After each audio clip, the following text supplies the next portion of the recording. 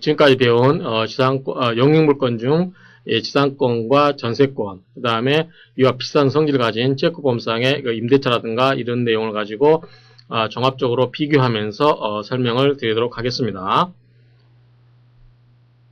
자, 우리가 용익물권은 크게 지상권, 지역권, 전세권 이렇게 세 가지가 있었죠. 그래서 우리가 이번에 이 지상권하고 전세권, 이 지상권과 전세권 그리고 채권법상에 걸린 이 임차권하고 주택임대차에서 나오는 주택임대차에 관해서 내용을 공부들을 종합 정리해 보겠습니다. 그런데 우리의 비중은 지금 여기까지 배운 거죠. 그래서 이 부분에 포커스를 맞추고 이 부분은 나중에 여러분들이 채권 강론이라든가 이런 걸 공부하실 때 배우게 될 내용입니다. 그래서 여러분들은 이쪽 파트는 참조만 해주시고 그 다음에 이미 채권 강론 수업을 들으신 분들은 내용을 비교하면서 공부하시기 바랍니다.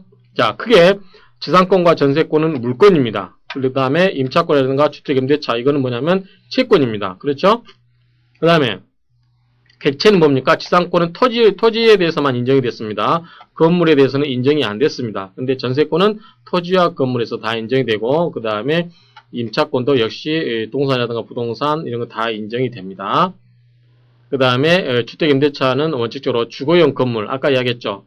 새들어 사는 불쌍한 그러한 가난한 서민을 위해서 만들어진 법이다 보니까 다 인정이 되는 건 아니고 주거용 건물에 한해서 인정이 됩니다. 자, 지상권은 여러분들 물권이죠. 이 두 개 물권은 뭡니까? 물권은 항상 뭐가 있죠? 등기라는 게 있죠. 등기. 그 다음에 임차권은 등기라는 게 없고 여기 채권이기 때문에 뭡니까? 채권은 계약에 의해서 성립이 되는 거죠. 그렇기 때문에 이러한 점에서 등기가 없다는 점. 대항력은 등기를 하게 되면 등기가 다 이 대항력이 있죠. 그 다음에 원칙적으로 없고 그래서 이 채권은 등기가 없는 게 원칙이다. 등기가 없고 따라서 대항력이 없는 게 원칙이지만 아까 우리 등기에 준하는 게 뭐라고 그랬죠? 주택임대차보호법에서는 뭐다?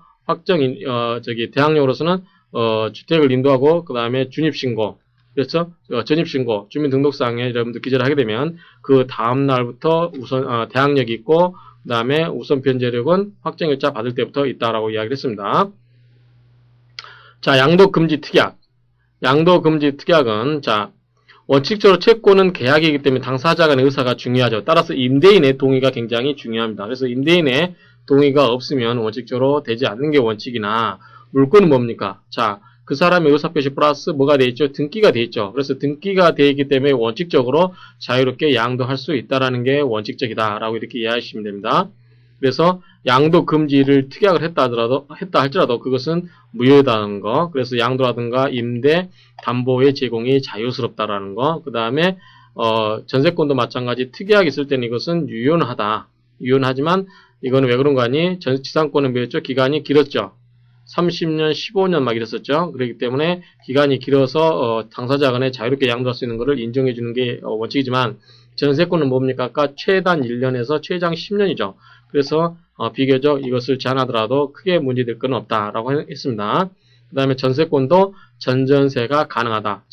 원래의 전세권 설정자의 동의가 없어도 전전세가 가능하다고 이야기했습니다. 그래서 여러분들은 이쪽은 물권이고 이쪽은 채권이고 물권은 등기가 들어가고 따라서 자유롭게 대항할 수 있다든지 자유롭게 양도가 가능한 측면이 강한 반면에 채권은 당사자 간의 의사표시 합치기 때문에 당사자 간의 의사에 의해서 제약되는 게 있을 수 있다. 이렇게 크게 이해하시면 됩니다.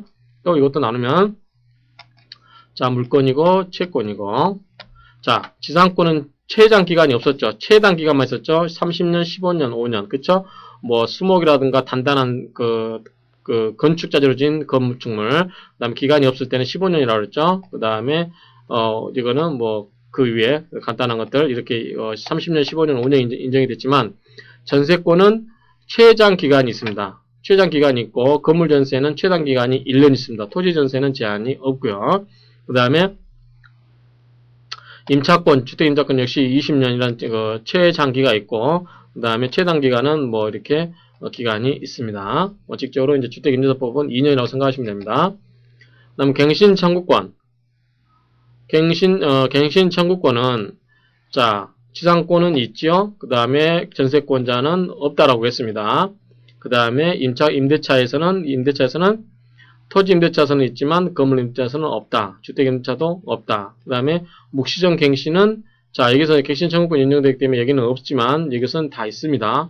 이렇게 있고 그 다음에 언제 하냐면 자 전속기간 만료 전 6월에서 1개월 이건 비슷합니다. 그 다음 주택임대차법도 임대인은 6월에서 1개월 임차인은 1개월 전에만 이거를 하게 되면 됩니다. 그래서 저 주택임대차에서는 임대인과 임차인이 기간이 다르다는 점. 그래서 집주인이 나가려고 하면 6개월 전부터 6개월 전에서 1개월 사이에 그걸 하도록 하고 있고 임차인은 1개월이라는 기간을 두고 있다는 거. 약정 갱신은 있고 이렇게 생각하시면 됩니다. 그 다음에 대가 이제 대가인데 지상권에서 지료고 전세권은 전세금이고 임차권에서는 차임이고 주택임대차 역시 차임이죠. 그래서 전부 되는데 전세권에 있어서는 이 전세금이 뭐 해야 된다? 금전에 하나는데 지상권에 있어서는 금전에 하나하지 않는다. 그렇죠? 그 다음 지상권에 있어서는 요소가 아니다. 그것은 자 지료를 내지 않더라도 여러분들 제가 예를 들었죠. 산에다가 무료로 내 산에다가 누가 약초를 재배하겠으니까 30년을 빌려달라. 그럼 저는 기꺼이 빌려주겠다라고 이야기했습니다. 왜? 그거는 그만큼 돈을 안 받고 무료로도 줄 수 있다라고 했죠. 그래서 지상권은 이 돈을 받지 않고 하는 즉 지료가 없어도 지상권 성립에는 아무 문제가 없습니다만 전세권은 반드시 돈을 줘야 된다는 게 돈을 줘야 된다는 것, 즉 전세권의 성립 요소가 된다라고 이렇게 한정할 수 있습니다. 말씀드릴 수 있고요. 임차권도 역시 요소입니다. 그래서 역시 세대를 들어서 하는 목적인 것은 전부 이런 것은 요소다라는 것 차임. 그렇지만 임차권 이런 데서는 보증금은 요소가 아니다라고 되어 있습니다. 자, 사정 변경 경우에 증감 청구권 다 인정이 되죠. 그래서 뭐 조세라든가 공과금 여러 가지 그런 경우에 여러 가지 사정이 생긴 경우에 그 지료라든가 차임 이런 것들을 올릴 수 있다. 증액의 제한. 그러면 얼마까지 올릴 수 있냐에 대해서 지상권은 제한이 없다. 그다음 전세권이라든가 주택임대차법분보다 이거는 20% 아니 5% 20분의 1 이내 범위 내에서만 올라갈 수 있는 게 제한이 됐다라고 여기는 대통령으로 되어 있습니다. 연체는 2년 이상 지료가 미결직되면 연체가 되고요. 그 다음에 전세권은 달달이 주는 게 없죠. 따라서 저기 한꺼번에 돈 얼마를 받아가지고 전세 보증금을 갖고 있기 때문에 이 연체라는 건 있을 수가 없다. 달달이 내는 게 없기 때문에 그렇죠.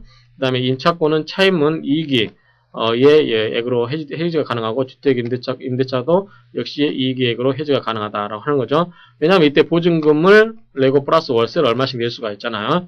전세는 토탈 얼마, 전세 보증금만 토탈로 계산하기 때문에 그렇다라고 하는 거.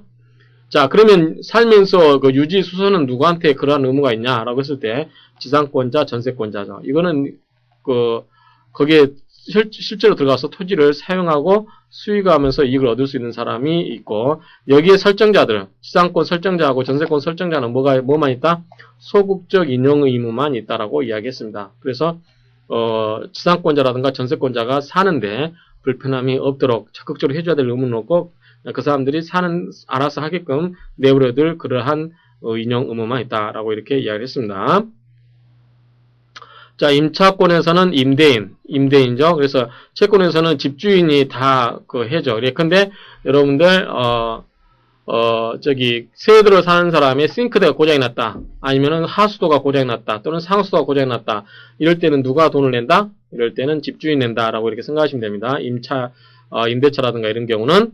그 다음에 비용상환 청구권. 자, 지상권에다 전세권은 이 사람들이 유지 수선 의무가 있죠. 따라서 필요비는 달라고 할 수 있다, 없다? 없다. 뭐만 달라고 할 수 있다? 유익비만 달라고 할 수 있다라고 했습니다. 그 다음에 임차권 주택임대차에서는 유익비, 필요비 이게 청구가 가능하다라고 했죠. 그래서 여기서는 이 물권적인 지상권이나 전세권에서는 뭐다? 필요비는 인정이 안 됐다. 그렇지만 여기는 필요비가 인정이 되는 경우가 있다. 이렇게 이해하시면 됩니다.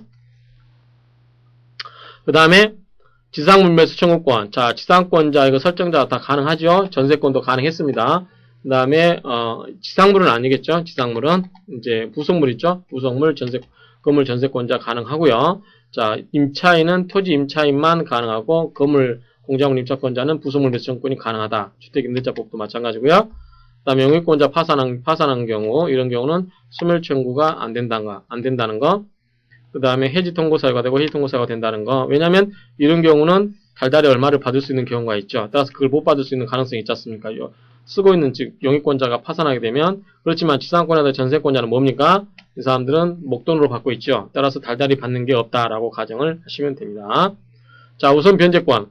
경매 청구권자는 전세권, 유치권, 질권, 저당권, 가담권, 가등기 담보 등에 관한 그 권리자입니다. 그 다음에 우선 변제권자는 전세권, 질권, 저당권, 가담권, 주택 임대차권자 이런 사람들 있죠. 이렇게 이해하시면 되고요. 그 다음 취득시효는 가능. 이거는 등기된 임차권은 가능하겠지만 기타는 인정이 안 된다. 일단 등기된 경우는 가능하다고 하는 거고 방해배제는 다 가능하겠죠. 이거는 그 다음에 상린관계도 역시 적용이 되겠죠. 다 이거는 실제로 살고 있으면서 그 이웃과의 관계 속에서 어떤 일어나는 그러한 법률 관계들이기 때문에 다 지상권이 됐던 임대차가 됐던 어떤 실제로 거기 가서 살고 있는 경우는 가능하다. 저당권의 객체는 지상권이라든가 전세권은 가능하지만 이것은 안 된다라고 하는 거죠. 그 다음에 해지.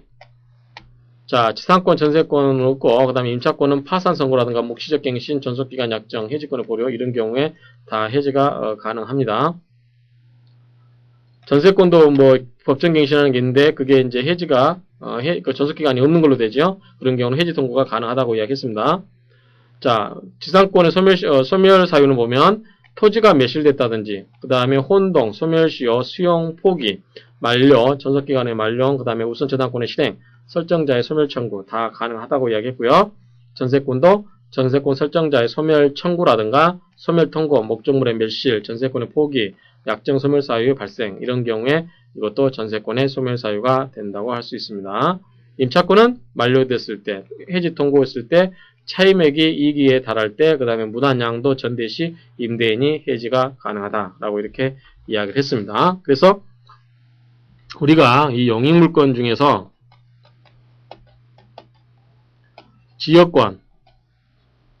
지역권을 뺀 나머지 이 지상권하고 이 전세권을 공부했는데 이 전세권은 뭐가 비싸다? 주택 임대차. 그 다음 여기서 특별법이 뭐 있다? 주임법, 주택 임대차 보호법입니다. 이 주임법 이런 법들이 있다. 따라서 이 법과의 관계를 이렇게 내용을 가지고 정리를 해볼 수 있다. 그래서 여러분들이 이제 여기서 배운 거는 이 세 가지 지역권, 지상권, 전세권이었지만 이 세 가지였지만 이거 그 내용과 같이 가울려서 공부를 했습니다. 그런데 이 임대차 보호법에 있는 내용은 여러분들이 혹시 처음 들어보시거나 생소하신 분들은 모르셔도 됩니다. 그래서 여러분들 비교하실 거는 이 지상권과 전세권 이 부분만 정확하게 기억을 하시고 이 부분은 그냥 나중에 여러분들이 채권 강론에 들어가서 그 수업을 하실 때 공부하시게 되는 내용들입니다. 따라서 이 내용들은 모른다 하시더라도 크게 신경 쓰지 마시고 이 지상권과 이 전세권에 대해서 비교를 집중적으로 하시면 되겠습니다. 그러면은 이 시간은 지금까지 배운 이 용익물권 중에 지상권이라든가 전세권, 더불어서 주택임대차라든가 주택임대차 보호법에 의해서 그러한 여러 가지 내용들을 종합적으로 비교하면서 공부를 하셨습니다. 그러면 이상으로서 용익물권은 마치도록 하겠습니다. 수고하셨습니다.